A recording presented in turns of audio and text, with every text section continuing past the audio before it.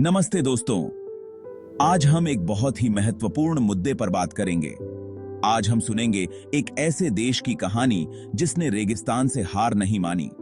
ये कहानी है चीन की, जहां रेगिस्तान का फैलाव एक बड़ी समस्या बन गया था। चीन में बहुत बड़े बड़े रेगिस्तान फैल रहे थे और जमीन बंजर होती जा रही थी। हर साल रेगिस्तान का क्षेत्रफल बढ़ता जा रहा था, जिससे खेती और जीवन दोनों प्रभावित हो रहे थे। सोचो, अगर आपके घर के पीछे का बगीचा धीरे धीरे रेगिस्तान बनने लगे। यही स्थिति चीन के लोगों के सामने थी। यही डर चीन के लोगों को भी लग रहा था। वे अपने भविष्य को लेकर चिंतित थे, क्योंकि रेगिस्तान का फैलाव उनके जीवन को प्रभावित कर रहा था। रेगिस्तान को रोकना उनके लिए बहुत जरूरी था। उन्होंने इस समस्या से निपटने के लिए कई प्रयास किए। चीन के सामने मुश्किल आसान नहीं थी। रेगिस्तान को रोकने के लिए उन्हें कई चुनौतियों का सामना करना पड़ा। रेगिस्तान हर साल बहुत सारी जमीन खा रहा था। इससे न केवल खेती बर्बाद हो रही थी, बल्कि लोगों का जीवन भी कठिन हो रहा था।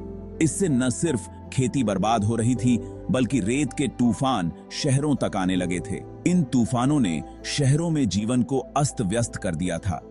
लोगों को सांस लेने में भी तकलीफ होने लगी थी। धूल और रेत के कारण स्वास्थ्य समस्याएं बढ़ने लगी थीं। चीन के लोगों ने इस समस्या से निपटने के लिए कई उपाय किए, जिनमें वृक्षारोपण और अन्य पर्यावरणीय परियोजनाएं शामिल थीं। इन प्रयासों ने धीरे धीरे स्थिति को सुधारने में मदद की। लेकिन चाइना ने हिम्मत नहीं हारी।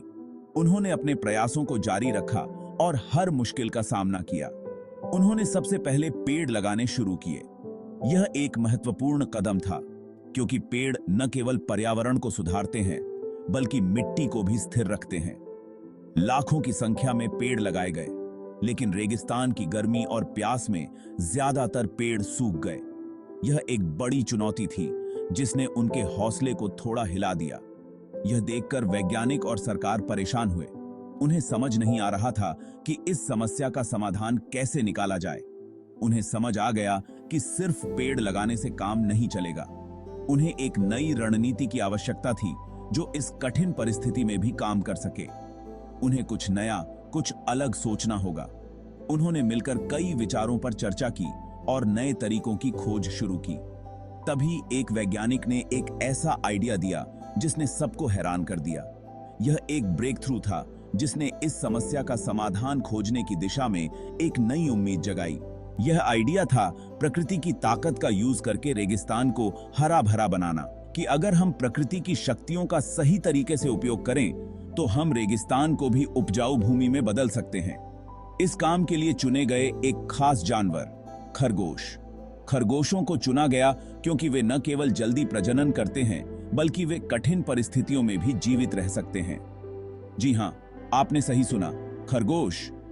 यह सुनकर लोग हैरान रह गए। खरगोश बहुत जल्दी बच्चे पैदा करते हैं। वे एक साल में कई बार प्रजनन कर सकते हैं, जिससे उनकी संख्या तेजी से बढ़ती है और कम पानी में भी जिंदा रह सकते हैं। यह गुण उन्हें रेगिस्तानी इलाकों में जीवित रहने के लिए आदर्श बनाता है। उनका यह भी मानना था कि खरगोश जमीन में सुरंग खोदकर ये सुरंगें मिट्टी को हवादार बनाती हैं और उसे उपजाऊ बना सकते हैं।